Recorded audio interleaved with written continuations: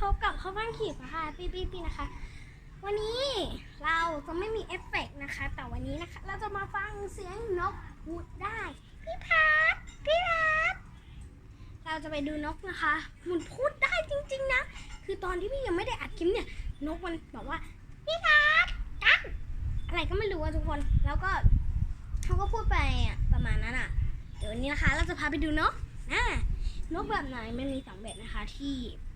เป็นป้าของเราเป็นพี่ของแม่เรานะคะมาเลี้ยงแล้วเราก็มาที่บ้านเขานะคะแล้วเราก็ปลอมมาสู่นั่นเอง โอเคเอาดีๆเลยดีกว่าเนาะแล้วเราจะพาไปดูนกแรกกันก่อนนะคะซึ่งอยู่ไม่ไกลนะคะอยู่ในบ้านนี่แหละเดี๋ยวเราพาไปดูกันเลยดีกว่านะคะว่ามันจะเป็นยังไงแต่ตอนนี้นะคะเราจะพาไปดูนกกันย่าไปนี่ไงนกพันนี้ที่มันพูดได้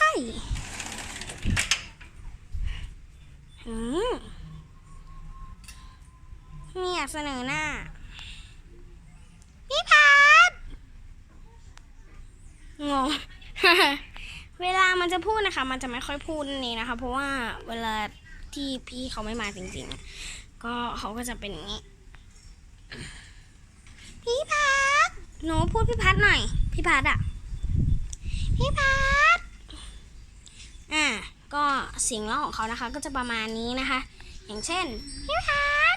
อะไรประมาณนี้เนาะเท่าที่ว่าเคยดูนี่นกสายพันธุ์นี้พันธุ์อะไรก็มาดูอ่ะเนี่ยเอาเสนอตัวให้ตัวอันนี้ไม่ใช่นกที่พี่เลี้ยงมานะคะไปเราไปดูนกต่อไปกันดีกว่านะคะที่พี่เลี้ยงไปดูกันตอนนี้พี่ใช้เท้าเปล่าอยู่นะร้อนมากอะต้องเดินไปแบบนี้นะคะก็คือ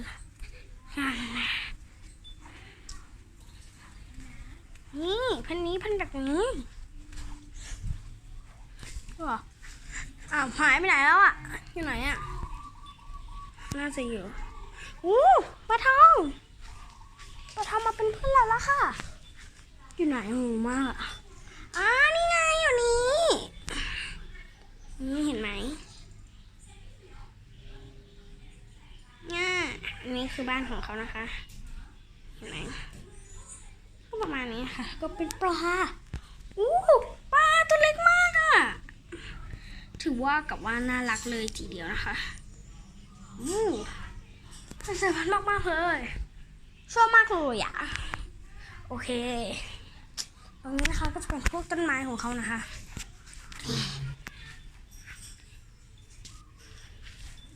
อยู่ในกรงเนี่ยแต่ว่ามันไม่ยอมเผยโฉมนานนี้นะคะ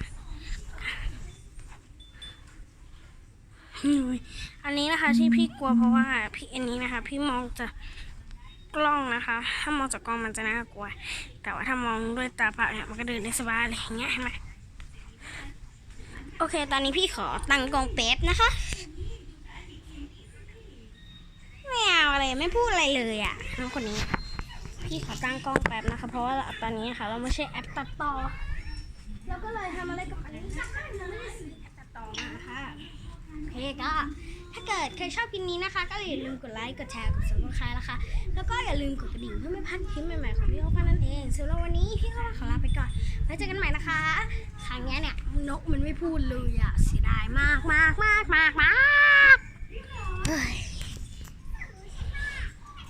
ายบาย